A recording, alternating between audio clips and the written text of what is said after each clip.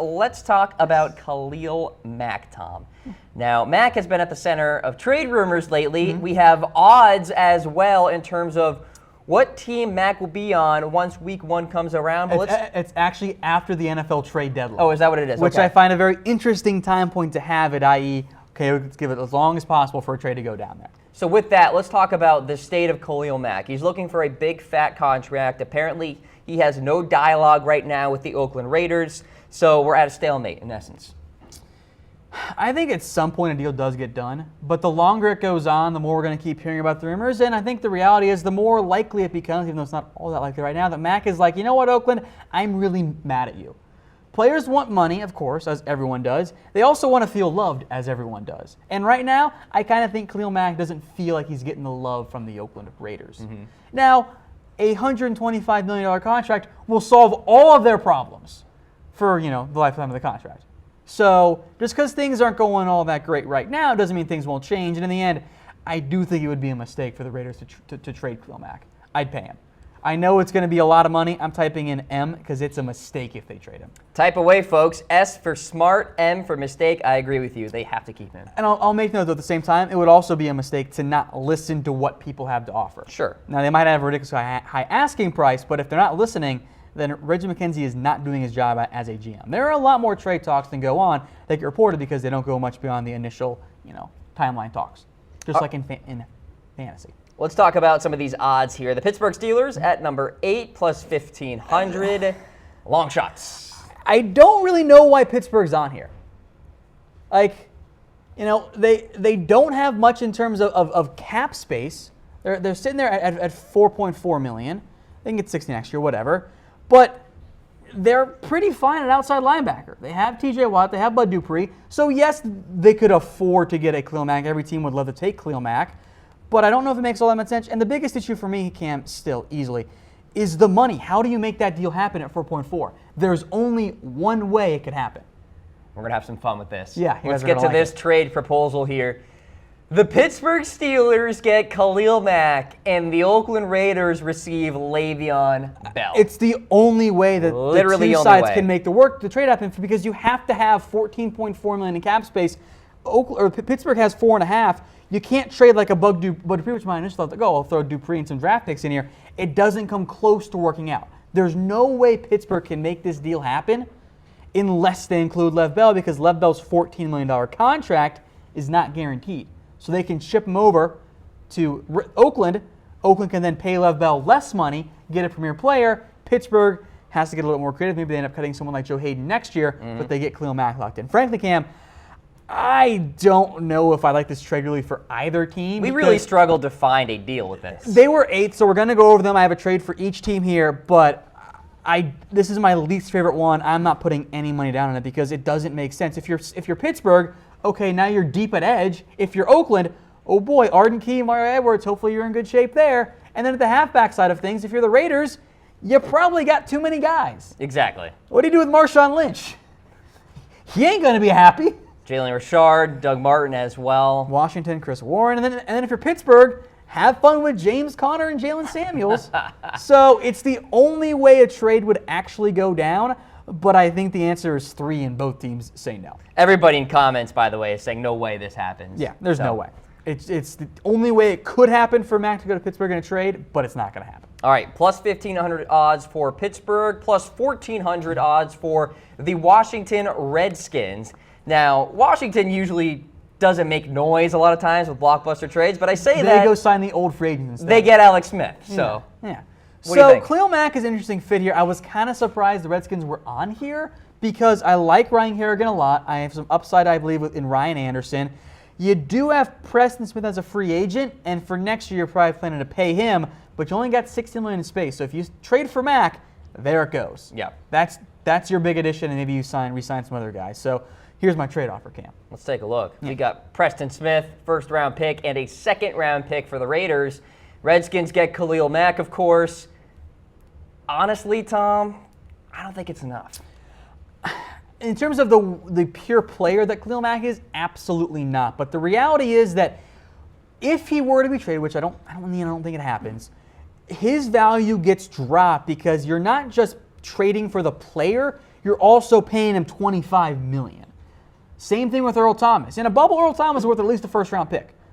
But they're not going to get that for Seattle if that trade does go down because they have to pay him too. Now, Mack still gets a lot because he is one of the premier edgers in the NFL. And my general mindset here is, okay, let's get them a young player that Oakland can have to help their pass rush and some high draft picks as well. So Mack, all of a sudden, with the Redskins, it's a really good linebacking core.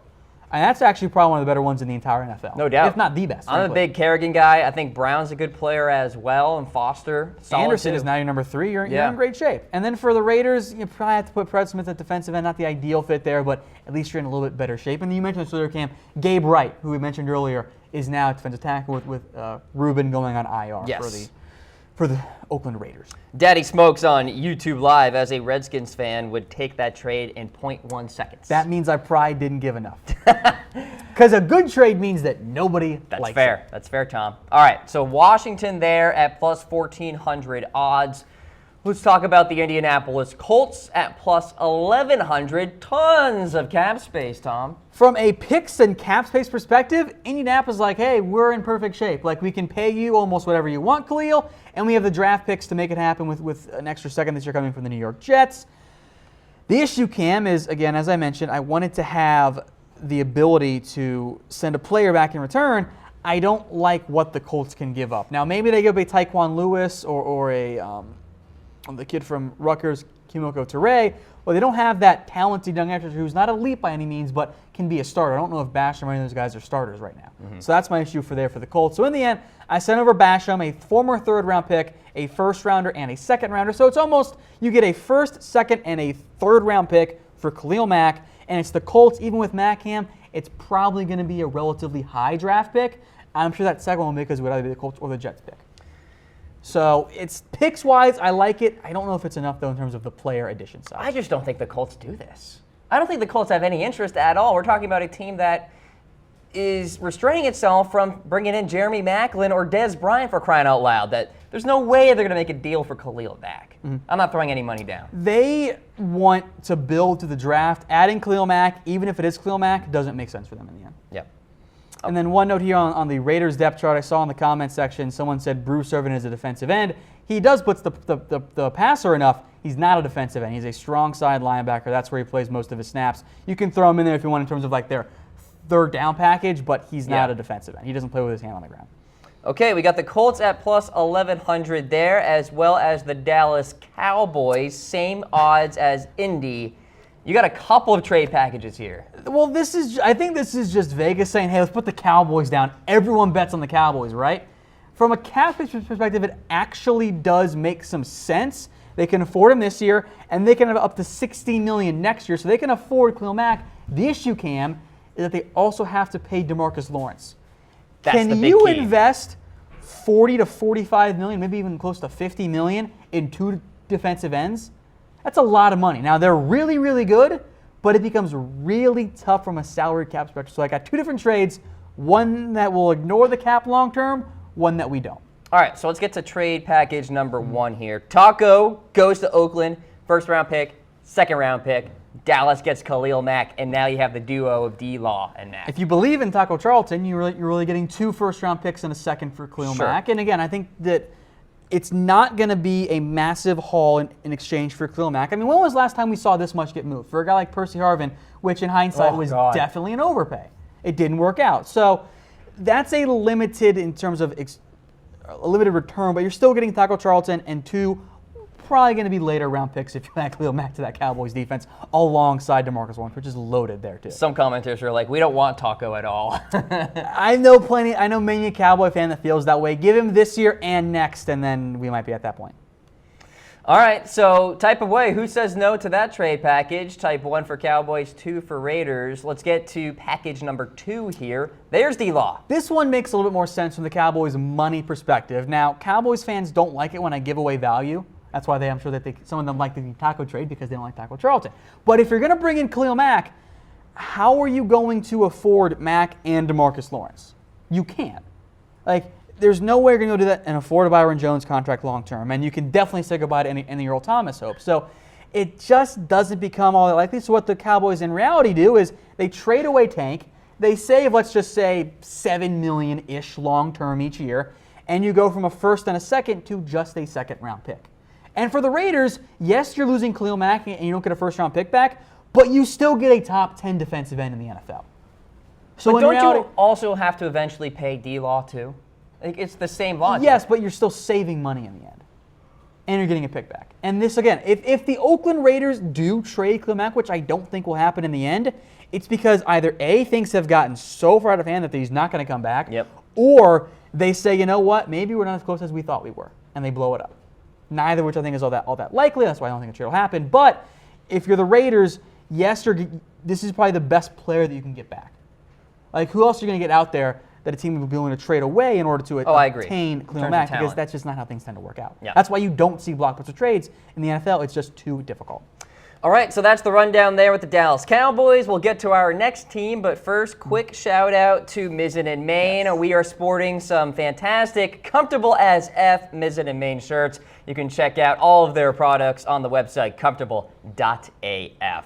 All right, so let's talk about the New York Jets now. Plus 950 odds to get Khalil Mack. There are some odds on here that I hate. The Jets are one of them. Because, yes, they have the cap space. They don't have the assets.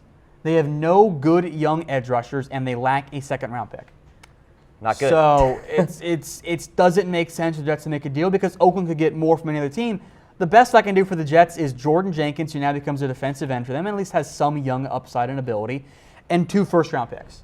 And I think Oakland says no.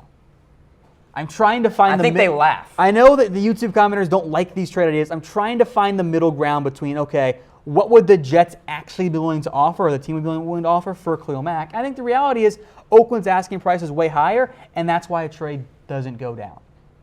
I don't think the Raiders would be interested here. Smooth J says it's BS. But what else am I going to throw up here? Oh, I know. Who on the Jets roster would they be willing to give away for Khalil Mack plus 2 first-round picks? Who do you have? Vegas obviously did not take into account the assets and the cap space. I think they just picked a big market team. They did, Tom. With cap space. They didn't think with you in mind. That's the problem. All right, so that's a look at the Jets linebacker depth chart with Khalil Mack. Avery Williamson's a good player. Lee is young and still developing. Athletic, still kind of getting there. Khalil Mack, outside linebacker. It's not bad. And do you want a defensive lineman? Oakland has plenty of those. That's all the Jets have to offer. It doesn't really make enough sense in the end. All right, let's talk about the Buffalo Bills. Plus 900 odds to get Khalil Mack. So you'd have to cut Lorenzo Alexander, which is fine. I don't think the Bills would be that upset about it.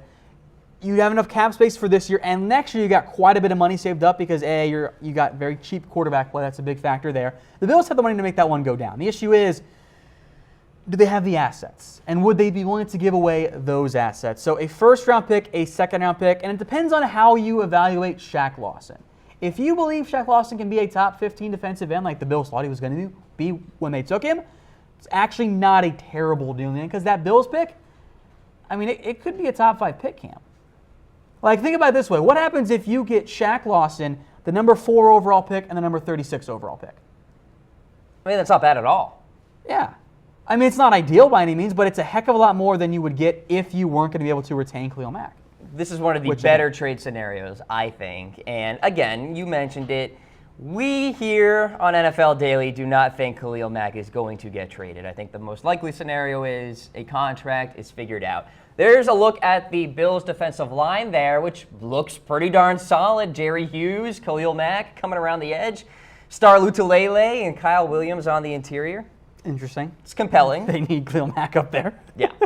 Meanwhile, for the Raiders, they have Shaq Lawson there on that defensive end spot. At least they got a promising young edge rusher back, and that was my goal. You could, if you want to say it's 2 first-round picks in a second, that you can do that too. But I think a young player makes more sense for Oakland in their right now mindset when they do think that they can win in what's going to be a wide open AFC West.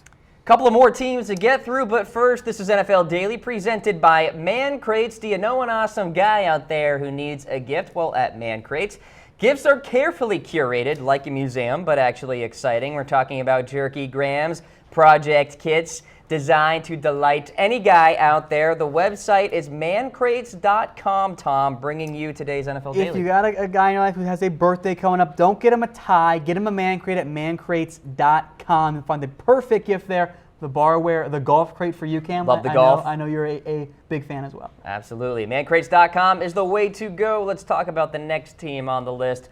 The Green Bay Packers, plus 605 odds. Very odd odds, by the way. Now, the Packers have the draft capital, Tom. They are perhaps very close to a Super Bowl. Maybe they make a deal. The money is the main issue. Now, you can get creative with what you do with the cap. What you do long-term with Aaron Rodgers as well is a big question mark. That's why I'm not as high on Green Bay as Vegas is here. I don't think the odds here or the value is very good in exchange. But they do need an outside linebacker. Maybe they just end up cutting Clay Matthews outright, and that solves that issue there. But I changed up the trade here a little bit, Cam, from last time we went over this one. 2 first-round picks and a second-round pick in exchange for Khalil Mack. We'll get that pulled up here in just a second. And it is 2 first-rounders. And yeah, they're probably going to be like 26 and 30 or whatever they are, but it is 2 first-round picks. I mean, you could think of it as producer Harris said, Sony Michel and Isaiah Wynn. Yeah. So yeah, it's not a high first-round pick, but you're getting 2 valuable players to help you out long-term and a second-round pick as well. Money's the main issue here, and I guess in general, I am a little surprised that Green Bay was the betting favorite in terms of a trade option. Yeah. Are you? Yeah, the money doesn't work enough for me. There were no Bears, no Niners on this list. Yeah. I would have done that. Saw a couple comments on YouTube in particular about the 49ers. They're not on the list. You know, Michael here throws in Kevin King as a name, and I actually don't mind that. I think maybe it's a little high, but I don't mind that trade there, Michael. That's because the Packers do have the depth at corner to get by without Kevin King. So in reality, you're getting 2 first-round picks and a high second-round pick instead. Mm-hmm. Okay. I don't mind that one. Not bad. Keep hitting us up in comments, folks. We do enjoy when you guys weigh in. Mm-hmm. And then finally, the favorite there, the Oakland Raiders, minus 205. Okay. We can all breathe, right? Yes. Vegas gets it. We get it. I know all you guys get it. The odds-on favorite is that there is no Khalil Mack trade. Because I don't think it makes sense for the Raiders to do it. Because you're not going to get the ideal value back in any trade. And most importantly, Cam, you need him. Do you want to go into the year with Mario Edwards and Arden Key, your top defensive ends, and I'll honorable mention Bruce Irvin too? It's not ideal. So I know that money is an issue for the Raiders here, and the sticker shock is a real thing of, let's say, 24, 25, whatever it ends up being. This is Khalil Mack. You can pretty much pencil him in for 10 sacks with limited help each year. Absolutely. So sign me up for a Khalil Mack trade or a Khalil Mack extension. I think is absolutely the right thing to do there. I think it's a very good thing that they have the betting odds there. And I don't mind it. Yes, they're the favorites. I don't like going on the favorites, Cam, but I think that's going to be the case there. But Tom, there's got to be some sort of dialogue. At some point this month, GM Reggie McKenzie and, of course, John Gruden as well, they got to sort of work the phone lines, and I know they're trying. Khalil Mack needs to do his end of the bargain as well. Has to be some sort of discussion to get this contract done. He deserves it. I think we'll see more pressure when we get closer to the actual regular season. That's when the true deadline is, and deadlines make deals. All right, let's go through the summary here. Mack's team after the trade deadline: Raiders, Packers, Bills, and Jets. So the Raiders are the favorite, of course, minus 205. Packers are there at plus 605, an interesting trade destination. Let's talk about the Cowboys, Colts, Redskins, and Steelers. The Cowboys just feel like let's trick somebody into betting on the Cowboys because it says the Cowboys here, and we'll get that pulled up as well in just a second. The Redskins on there doesn't make sense. And Pittsburgh, I thought, made no sense because the money just doesn't make sense in the end. We really struggled with those trade packages at the beginning. I did what I could, guys. I'm sorry. BS. Well, yeah, there you go. It's okay. We appreciate it. That's why trades are difficult in the NFL, and never, ladies and ever gentlemen. happen. All right, so some trade rumors there about Khalil Mack.